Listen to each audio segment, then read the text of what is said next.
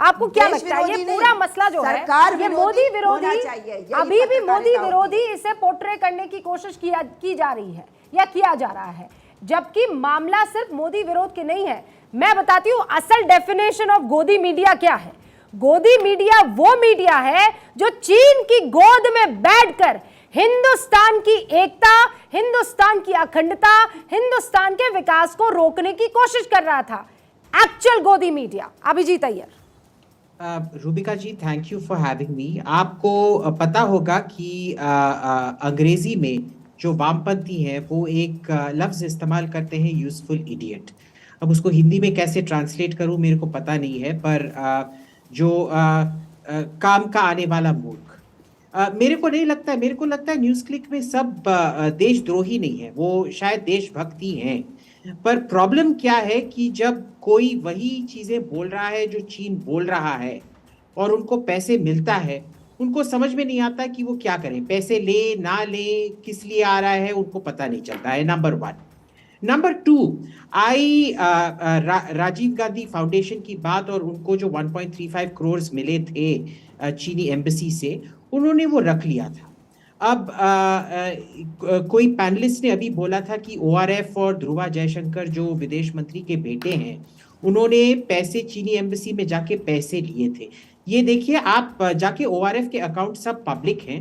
जो पैसे लिए गए थे वो 2015 में लिए गए थे, 2015 में, और उनका नाम था सुधेंद्र कुलकर्णी जी। सुधेंद्र कुलकर्णी जी को फिर ओआरएफ से निकाला गया और वो पैसा वापस दिया गया चीनी एम्बेसी को। पर इसमें हैरानी की क्या बात है कि सुधेंद्र कुलकर्णी जी वही हैं जिनको ओआरएफ से निकाला गया था चीन से पैसे लेने के लिए। ये वही हैं जो इधर राहुल गांधी के साथ भारत जोड़ो यात्रा में चल रहे हैं। आप देख रहे हैं ना, तस्वीर साफ साफ दिखाई दे रही है। जी। उनको निकाला गया था ओआरएफ से चीन से पैसे लेने के लिए, क्योंकि उन्होंने ओआरएफ के पॉलिसी के खिलाफ पैसे लिए थे।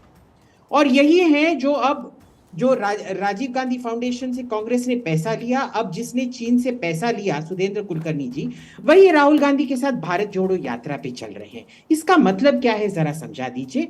और ध्रुवा ने तो कोई पैसा नहीं लिया है, उन्होंने आप ओआरएफ के अकाउंट सब पब्लिक हैं, कोई भी जाके ओआरएफ वेबसाइट पे देख सकता है। वो ओआरएफ ज्वाइन किया 2018 में और ओआरएफ अमेरिका का हेड बना 2020 में। तो जब से वो ज्वाइन किया है तब तक एक कौड़ी फूटी कौड़ी नहीं आई है, और वैसे भी ओआरएफ चीन से तो पैसे लेता नहीं है। तो ये और आप देख भी सकते हैं उन अकाउंट्स में कि वो पैसे लौटाए गए हैं। अब आप ये चीज एक देख लीजिए, क्यों है कि जो न्यूज़ क्लिक है उसने 2 चीजों पर ही फोकस किया है। एक था राफाल, जो चीन के लिए बहुत बड़ा खतरा है, स्पेशली हिमालय में, और दूसरा अदानी का जो ऑस्ट्रेलिया में जो माइनिंग ऑपरेशंस हैं।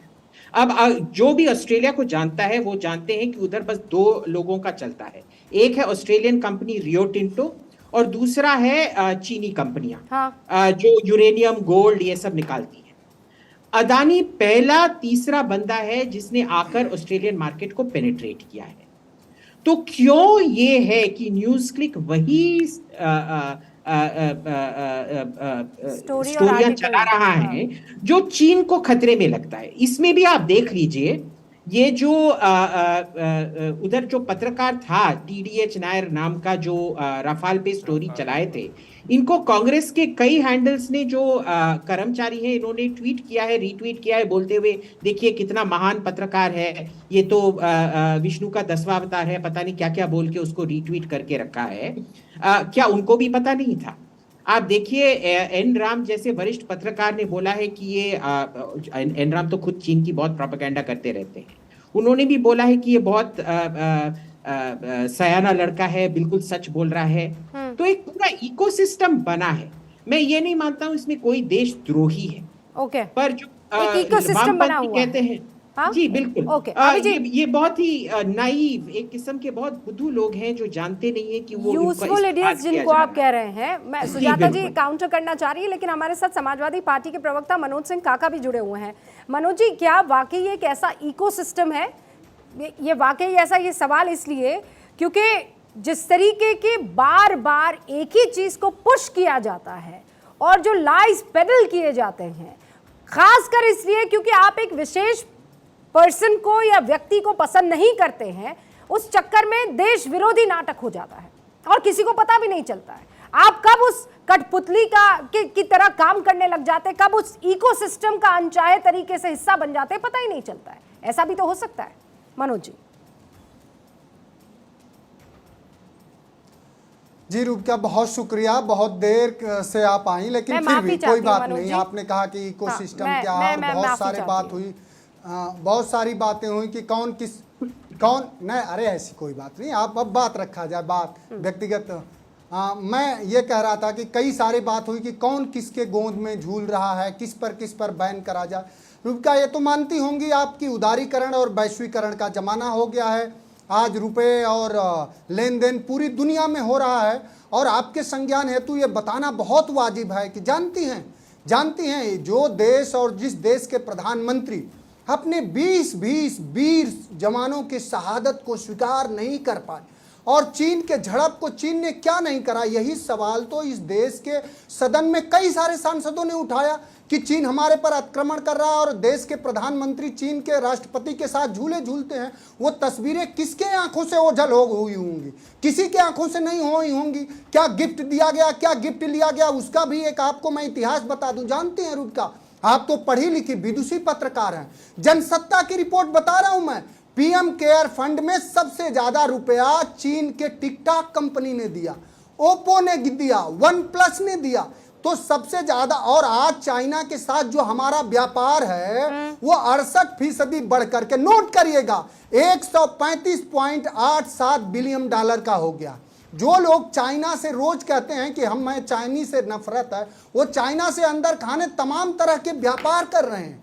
तो जो भारतीय जनता पार्टी आज़ादी के 50 साल तक आरएसएस अपने हेडक्वार्टर पर तिरंगा नहीं फहराई, वो राष्ट्रवादी बनते हैं। जो अंग्रेजों की गुलामी करते थे वो राष्ट्रवादी बनते हैं। लेकिन कोई जब आप जैसे पत्रकार या रोहिणी सिंह जैसे कोई भी पत्रकार जो वाजिब सवाल कर देगी, जो ये पूछ लेगी कि मणिपुर के डबल इंजन के सरकार में बेटियों को नग्न करके क्यों घुमाया गया, तो प्रधानमंत्री और प्रधानमंत्री के महिमा गान और चारण चंपन करने वाले शिवम जैसे लोग ये कहेंगे कि ये देशद्रोही है। यही तो देशद्रोही और राष्ट्रवादी का हिंदुस्तान में परिभाषा हो गई।